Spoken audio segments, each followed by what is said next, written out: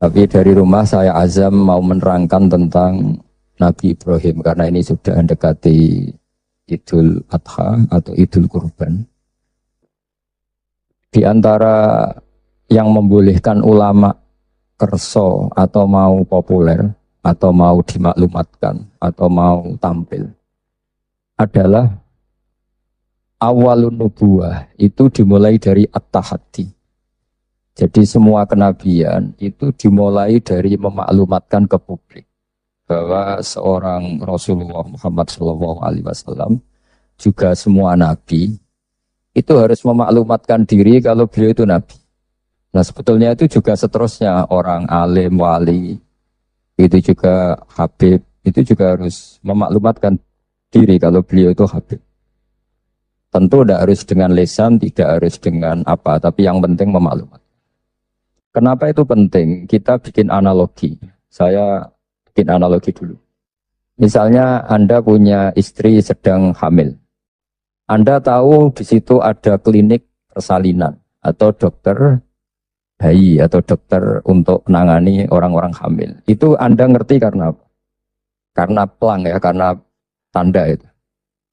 Di situ ditulis dokter kandungan siapa atau klinik persalinan. Atau bahasa kerennya klinik korban lelaki. Itu menjadi tahu karena diberitahu.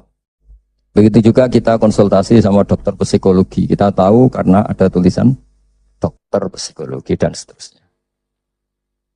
Kemudian kita kuliah juga gitu menjadi tahu kalau itu UGM, UII atau UI juga karena tulisan atau karena maklumat. Nah harusnya memberitahu kalau Anda orang alim atau Anda wali atau apa itu boleh. Dengan makna yang positif bahwa ini maklumat. Nah kaitannya dengan Nabi Ibrahim alaihissalam, beliau itu pernah munajat dan ini awal beliau bergelar Khalilur Rahman, kekasihnya Allah. Beliau itu pernah munajat sama Allah sambil gumam gremeng lah kira-kira, tapi gremengnya Nabi ya jadi wiridan itu. Kalau gremengnya sampean jadi laknat itu. Ini gremengnya Nabi tapi bergumam. Ya Allah, dunia ini tidak fair. Engkau zat yang begitu penting, paling berpengaruh, yang menciptakan langit bumi, kemudian engkau tidak diketahui. Bayangkan misalnya kalau seorang presiden jalan di kampung terus diundang ngelik, kan tersinggungnya Masya Allah. Seorang raja Arab Saudi kenalan sama orang, terus orang itu tanya, jadi kan dalamnya pundi, itu kan tersinggung. Aku sing di Arab Saudi buat takoi. Begitu juga seterusnya. Ada Gus besar misalnya di pondoknya, terus orang tanya, jadi kan dalamnya pundi, aku sing di pondok itu. Sama Haji Hilmi misalnya ditanya, saya mau ke Kudus cari jenang Mubarak. Ya jenengan sinten? Bukan nanya uang, sing duwe tidak ada tangganya sinten. Sehingga Nabi Ibrahim itu tersinggung setersinggung-singgungnya karena beliau seorang Khalil. Ya Allah, dunia ini tidak fair. Engkau zat yang begitu penting kemudian orang nggak tahu tentang kau. Makanya ya maklum kan zaman itu kan orang masih kafir menyembah batu, menyembah berhala. Orang nggak menyebut Allah, nggak menyebut Tuhan. Akhirnya beliau ngendikan, Innahu ya Rabbi la yahzununi an la ara ahad dan fil ardi ya'buduka ghairi. Memang itu saya hafalkan ya. Innahu la yahzununi. Jadi innahu pakai inna masih pakai lam taukid. Innahu la yahzununi, sungguh sangat menyusahkan saya. Ada yang baca la yuhzinani sama ya karena dalam qiraah sab'ah ada fala yahzunka qauluhum, ada qiraah fala yuhzinka qauluhum. Sungguh sangat menyusahkan saya, sangat merisaukan saya bahwa engkau zat yang begitu penting. Kemudian yang tahu kalau engkau Tuhan itu hanya saya. Yang menyembah juga hanya saya. Ini enggak fair. Zat sepenting engkau kemudian fungsi jenengan, fungsi engkau tidak diketahui kecuali oleh saya. Itu kan ibarat misalnya kayak tadi. Anda yang punya Alphard saja, terus diarani tukang parkir kan ya tersinggung. Fungsi di Alphard kok diarani tukang parkir. Nah, karena Nabi Ibrahim itu seorang nabi, ketersinggungannya bukan urusan pribadi, tapi urusan Allah Subhanahu wa Ta'ala. Makanya dalam sebuah riwayat, saya ulang lagi dalam sebuah riwayat, ketika Allah teng hadits qudsi, kuntu kanzan makhfiyan, fa'aradtu an u'rafa, fa khalaqtul khalqa liya'rifuni. Kata Allah, saya sebelum menciptakan makhluk pun sudah Tuhan. Andai kan Allah tidak menciptakan langit bumi juga sudah Tuhan. Andai kan Allah tidak menciptakan surga dan neraka juga sudah Tuhan. Karena ketuhanan Allah itu hakikat. Bukan karena apa-apa. Memang dia Tuhan. Tapi kata Allah, tapi saya ingin dikenal. Kemudian maka saya ciptakan makhluk supaya mengenal saya. Maka masyhur kalau dalam semua ilmu tafsir, dari semua ilmu tasawuf, wa ma khalaqtul jinna wal insa illa liya'budun, saya tidak menciptakan jin dan manusia kecuali mereka beribadah kepada saya. Itu hampir semua mufassir menerangkan illa liya'budun illa liya'rifuni, supaya mereka ngerti saya. Karena awal menyembah itu dari tahu. Kamu tidak bisa menyembah sesuatu yang kamu sendiri tidak tahu. Makanya guru-guru kita, zaman kita ngaji di mana saja itu awal wajibin alal insani ma'rifatullah. Karena untuk bisa nyembah Allah dimulai dari tahu. Maka illa liya'budun illa liya'rifun, supaya mereka kenal saya. Sehingga karena mana ibadah di situ adalah mengenal Allah, mbok wong ibadah ngetuk rino wengi, masih afdal orang alim. Karena orang alim wata. Nah, ini terus rentetannya apa dengan kegiatan kita malam ini dan semua kegiatan. Bahwa manusia dengan segala kelebihannya itu tujuannya hanya satu. Mengertikan dirinya dan orang lain bahwa Allah itu Tuhan. Dan itu tugas siapa? Tugas para nabi. Sehingga pertama kali Nabi jadi Nabi itu setelah ketemu Malaikat Jibril di Gua Hira. Pertama yang dilakukan apa? Beliau naik ke Gunung Sofa, kemudian memaklumatkan ke keluarganya bahwa saya adalah sekarang seorang Nabi. Karena tidak boleh. Orang harus dikenalkan kalau Allah itu Tuhan. Kalau ada seorang presiden jadi presiden dilantik, beliau harus dimaklumatkan kalau dia presiden. Kalau ada menteri juga harus dimaklumatkan kalau dia menteri, supaya perlakuan orang lain jelas. Bahwa ini saya memperlakukan presiden, saya memperlakukan seorang menteri. Sehingga ini penting saya utarakan, urutan pertama terpenting di dunia adalah memaklumatkan kalau Allah itu sebagai Tuhan. Dan semua Rasul sebagai utusannya.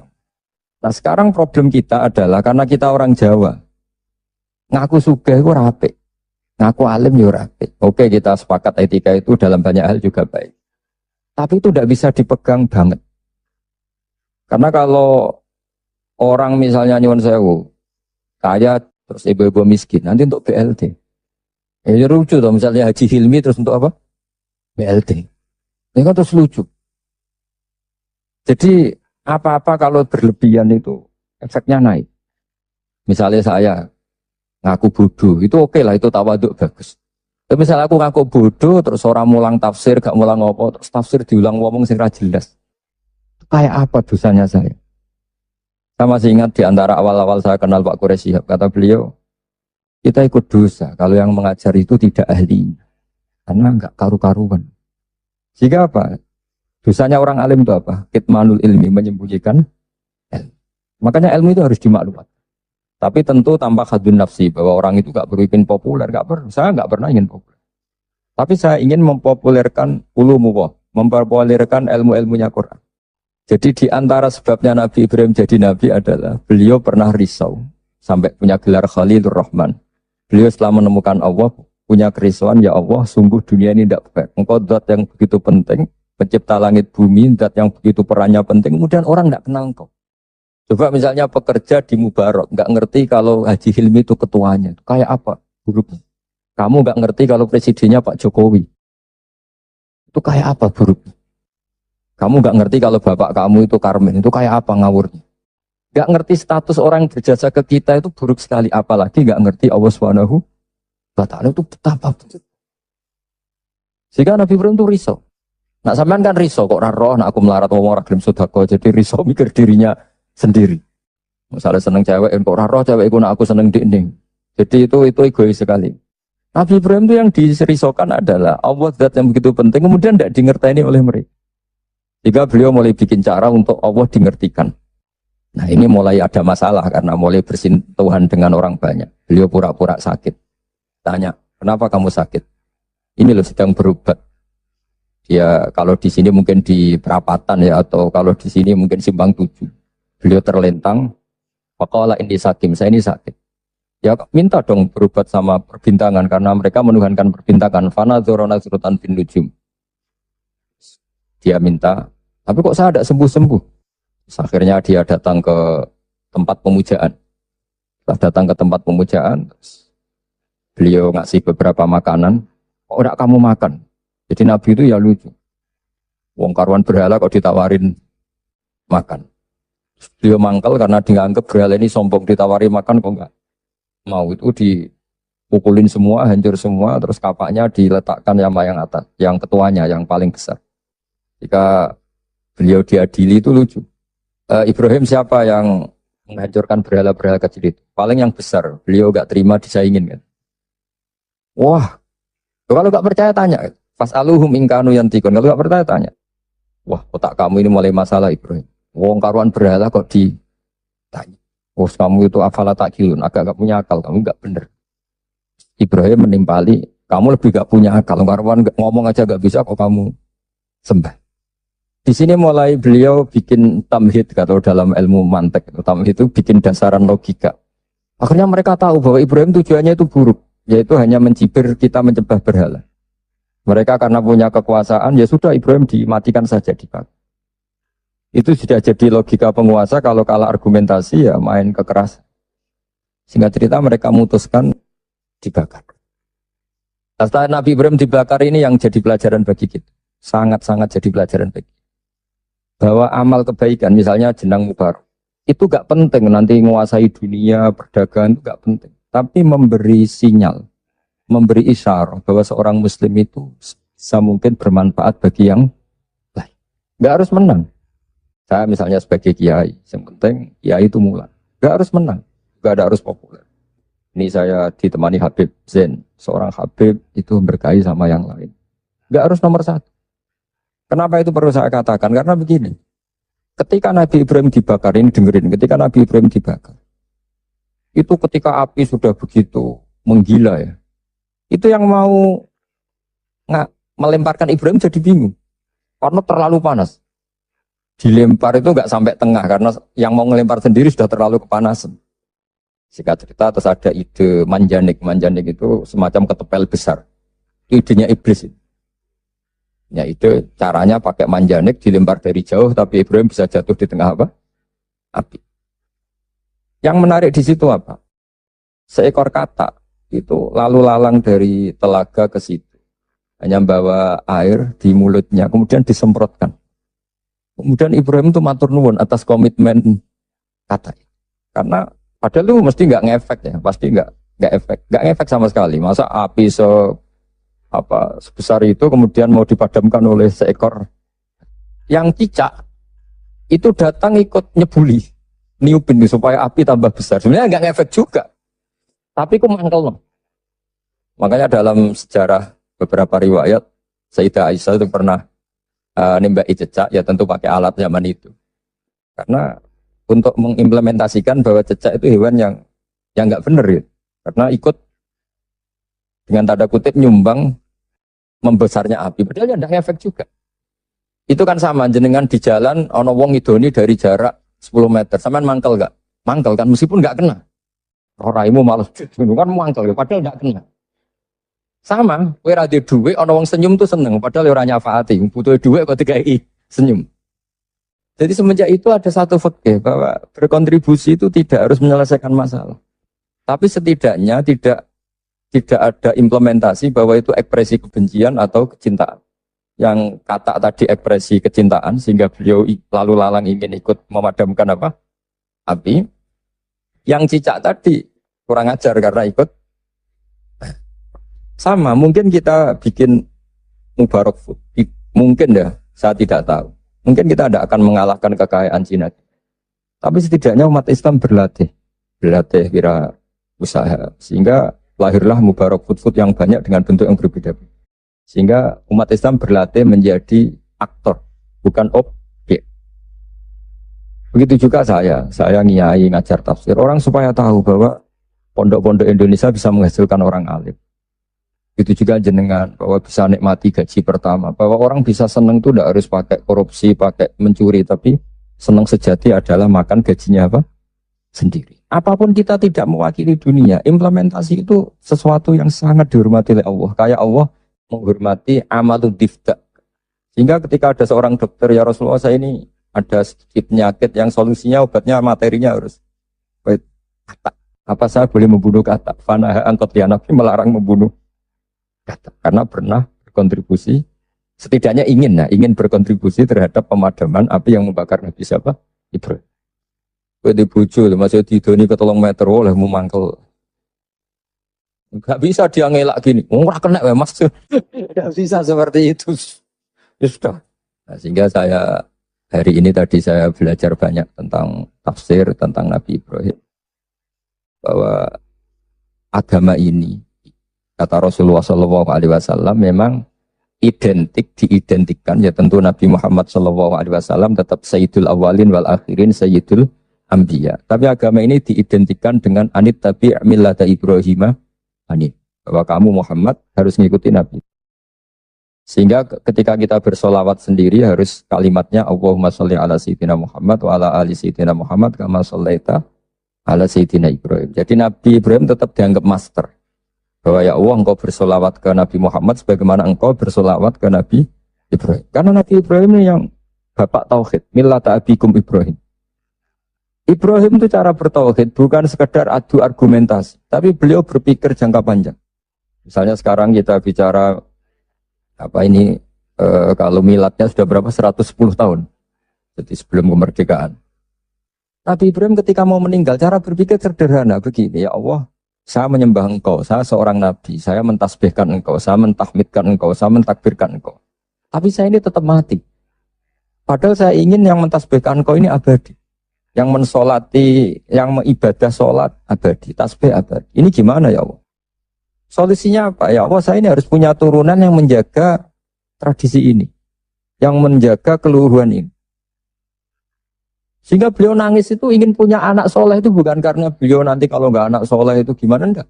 Gimana nangisi nasibnya agama ini gimana kalau saya tidak punya anak, tidak punya cucu yang soleh. Barokahnya itu pula nggak ada nabi setelah Ibrahim kecuali ada darahnya nabi. Ya nggak ada nabi setelah Ibrahim kecuali pasti ada darahnya nabi Ibrahim, baik dari ibu Sarah maupun dari ibu siapa? Hajar. Ada yang baca Hajar, ada yang baca Ajar. Ya. Karena di beberapa teks memang ada yang ditulis dengan H. Di Bukhari ada yang ditulis pakai apa? Hamzah. Hajar atau apa? Ajar. Ini penting saya utarakan, penting sekali bahwa kalau Anda orang kaya yang memanfaati orang banyak, kamu ingin kaya lagi, anak kamu ingin kaya lagi, jangan lihat ben anak putu kurang melarat. Tapi tradisi memanfaati orang lain biar jalan. Sama, saya juga ingin nanti anak saya alim. Tapi bukan berarti ingin anak saya terus dicucup orang, disalami template, enggak. Ingin menjaga bahwa harus ada orang alim. Nah, kenapa harus anak kandung? Padahal murid bisa. Karena manusia itu didik orang lain itu ya repot. Omah sekolah ra ketompo terus mondok. Kan ribet ngadepi wong liya. Dibang nang omah nakal dititipno pondok. Ribet. Meskipun kita terima itu sebagai santri, tapi kan komitmennya beda, cara berpikir beda. Makanya didik, ini bukan berarti, ya tetap beda. Sehingga Nabi Zakaria ketika ditanya, kenapa engkau begitu fanatik minta anak kandung, waladas sulbi itu anak kandung. Kata beliau, wa inni khiftul mawaliya mewaroi, kalau orang lain mewarisi saya, itu pasti cara berpikir tidak persis-persis amat. Meskipun solehnya mungkin mirip ya, tapi tetap beda. Saya punya pengalaman.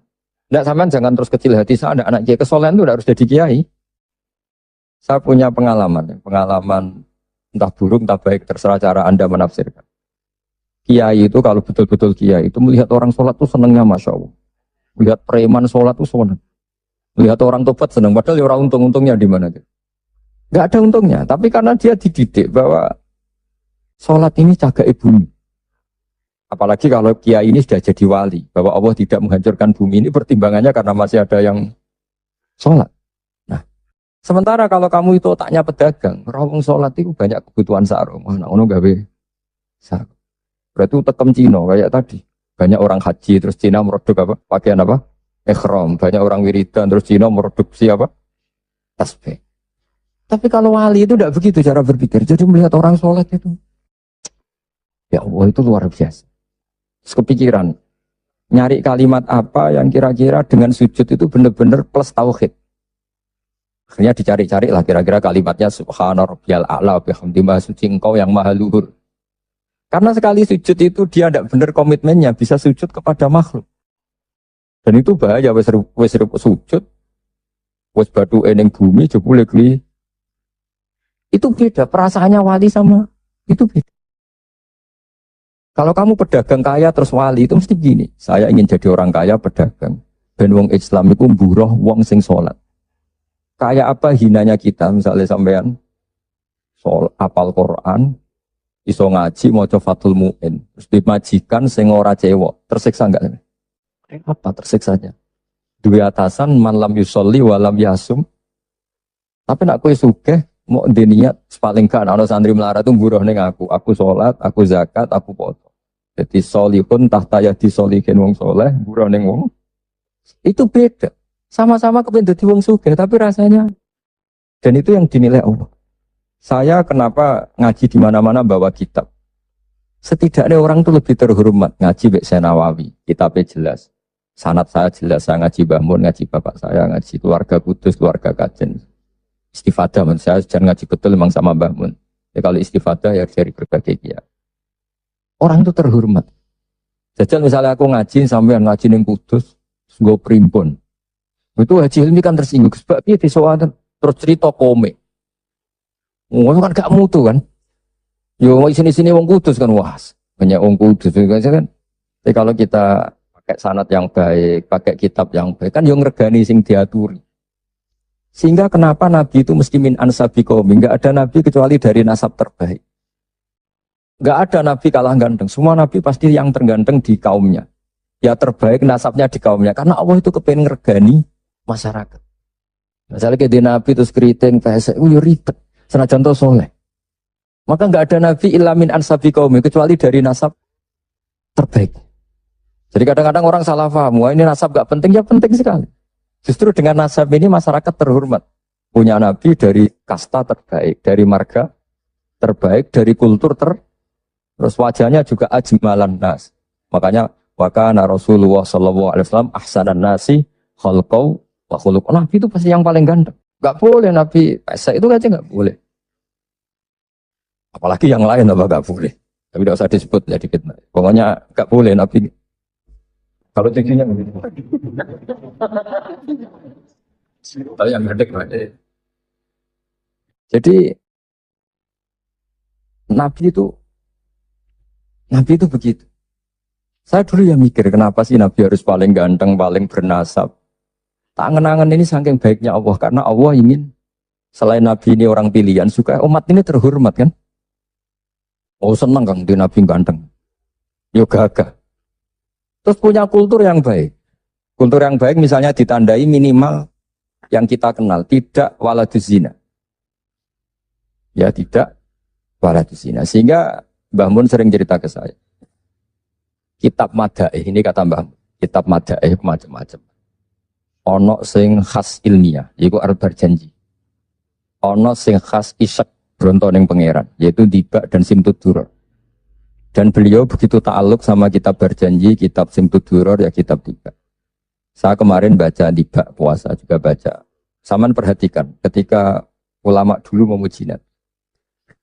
Di antara pujian yang disebut apa? Tarakus sifah hafalam yusibhum arun.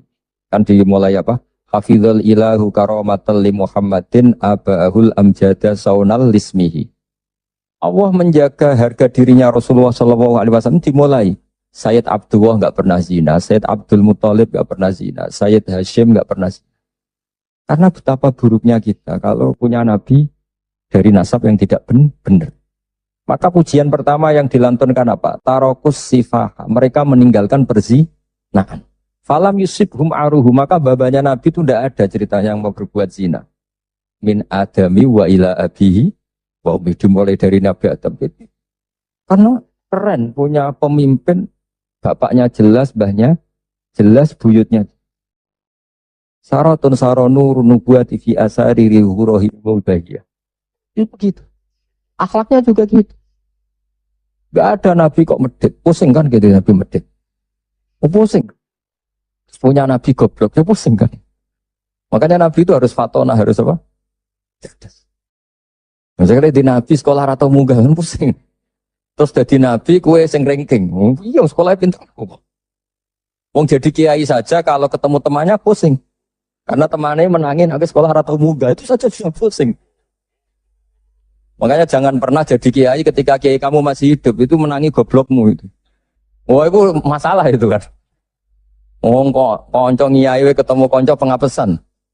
Kok iso ngorek muin lho. Wong dhisik maca jurumiyah sering diteguk aja masalah kan.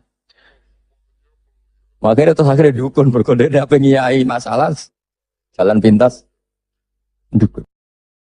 Ini saya cerita. Sehingga Nabi itu mesti dari gen terbaik. Hafizul ilahu karomatan li Muhammadin aba'ul amjada sonalismi. Allah menjaga harga diri Nabi itu tidak mulai Nabi Muhammad. Itu dimulai dari Nabi Adam. Begitu juga menyangkut ibunya. Terus begitu. Jadi gak ada penjagaan sesempurna kayak Allah menjaga kekasihnya Rasulullah Shallallahu Alaihi Wasallam. Tapi sekarang itu memang zaman fitnah, ya macam-macam. Orang baca tiba dikatakan bid'ah. Saya bilang, andai kan tiba kamu baca pakai bahasa Indonesia, itu saya yakin tidak ada yang bilang bid'ah. Karena itu buku sejarah. Lupung mbok waca ndermemel koyok mantra, itu sing mari akhirnya darani bid'ah. Coba kalau kamu baca bahasa Indonesia di depan orang yang biasa darani itu bid'ah. Nah, kamu baca aja. Baca. Baca yang apa? Di sini biasanya tiba apa berjanji. Wasim tutur apa saja saya hafal insyaallah. Enggak yang terkenal saja. Berjanji apa? Apa? Al berjanji. Misalnya dimulai dari apa? Yang mulai wabak duwe. Wabak tu fa'aqul huwa Muhammad bin Abdullah bin Abdul Muttalib. Itu kan kalau ditulis bahasa Indonesia ya, ketahuilah bahwa Muhammad putranya Sayyid Muhammad bin Abdullah bin Abdul Muttalib. Abdullah itu punya bapak namanya Abdul Muttalib. Wasmuhu Syaibatul Hamdi. Sayyid Abdul Muttalib itu nama lainnya adalah Syaibah. Ila itu ketika beliau lahir sudah beruban. Syaibatul Hamdi, orang beruban yang sering baca tahmid, baca Alhamdulillah.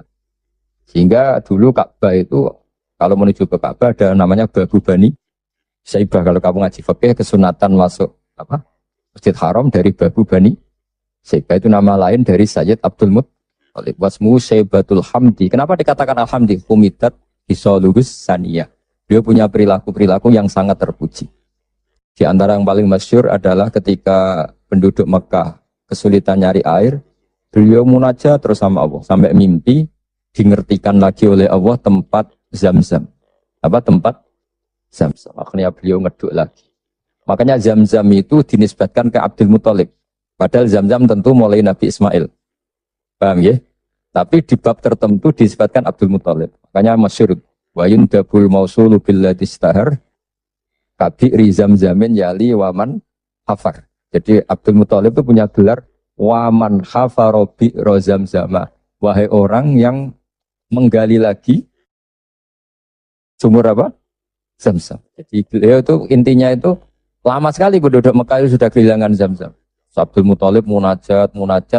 Akhirnya karena beliau min dzurriyyati Ibrahim dingertikan Zam-Zam. Makanya kata Alfiyah apa? Wa yundabul mausulu billati istahar kabi'ri Zam-Zamin yali waman hafar. Sudah kita terjemah saja. Abdul Muttalib nama lainnya adalah Syaibatul Hamdi, orang tua yang selalu muji Allah. Kenapa terpuji? Karena semua perilakunya termuji. Wasmuhu Syaibatul Hamdi humidat khisoluhus sani. Ibnu Hashim. Ya terus begitu. Berarti itu kamu tulis dengan bahasa Indonesia. Kamu kasihkan orang yang biasa membid'ahkan tiba atau berjanji. Wah bagus ini buku sejarah. Tapi setelah kamu baca Arab, kenapa jadi bid'ah? Itu yang salah itu dua-duanya menurut saya. Yang dengarin gak paham, yang baca kayak jimat. Karena yang gak paham terus, Allah, apa maksudnya gak jelas mungkin. Ya sama-sama gak jelas itu akhirnya berakibat gak jelas juga kan. Makanya saya mohon niru kayak Habib Yaman. Kalau baca berjanji itu diam semua. Karena paham do nangis, yang baca yang nangis. Nangis paham bukan nangisin saat nasibnya enggak. Jangan gak cerita Mbah Mun pernah cerita di sekolah khotib GR gede rumong. Ya, ini cerita Mbah Mun ya cerita kiai banyak cerita itu masyhur. Orang ada wong desa ku nuwakis dikira khotib khotbah sukses. Berita kau wah, khotbahku sukses ya. Buatan sekolah eling jenengan eling wedhus kula sing ilang. Dadi wonge malah dimiripno. Oh mangkelnya khotibnya wah semong dipadano.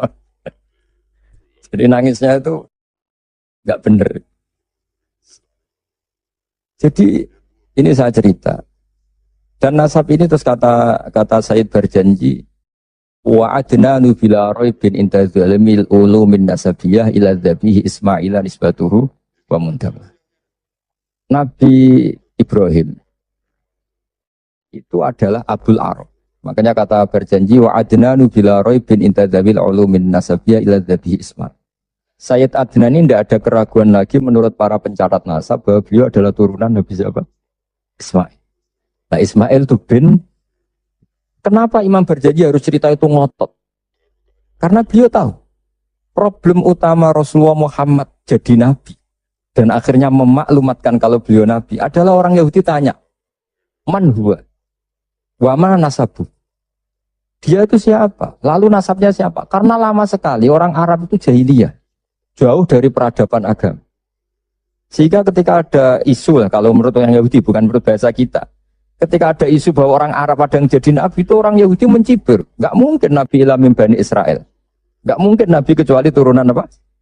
Israel. Israel nama lainnya Nabi Yakub ya. Jadi kalau ada istilah Israel itu nama lainnya siapa? Nabi Yakub. Is itu maknanya, Isra itu maknanya abad. Il itu Allah. Jadi Israel maknanya hamba Allah. Yaitu Nabi siapa? Yakub. Jadi kunci kan? Gak bisa. Nabi gak boleh dong kecuali turunan Ibrahim, turunan Israel. Tahu-tahu orang Arab jadi nabi asal-usulnya gimana? Karena mereka taunya Arab itu ya penyembah berhala, terus pemakan apa, pokoknya nggak benar semua. Nah, karena Sayyid Berjanji itu tahu problem Nabi di mata orang-orang itu adalah nasabnya. Beliau pertama nulis di antara yang dipakai mukaddimah adalah cerita nasabnya. Ba'du fa'akul wa Muhammad bin Abdillah. Sampai taruh saya wa adnanu bila raibin intadabil ulumin nasyabiyah ila dhabihi Ismail dan nisbatuhu. Nah, kenapa harus yakin itu? Ketika orang Yahudi debat sama sahabat, apa buktinya kalau Muhammad Nabi? Syarat utama Nabi harus turunannya Nabi, harus orang baik. Akhirnya Allah membela kekasihnya, fihi ayatum bayyinatum maqamu Ibrahim. Bukti kalau Ibrahim pernah singgah di Mekah adalah di situ ada batu yang ada jejak kaki Nabi Ibrahim. Nah, kalau Nabi Ibrahim pernah lama di Mekah sampai bangun Ka'bah, berarti beliau juga meninggalkan turunan di Mekah. Yaitu ini askantu min dzurriyyati biwadin ghairi dzar'in inda baitikal muharram. Jadi ada bukti Ibrahim hidup di Mekah, yaitu pernah menjejakkan kaki di makam apa?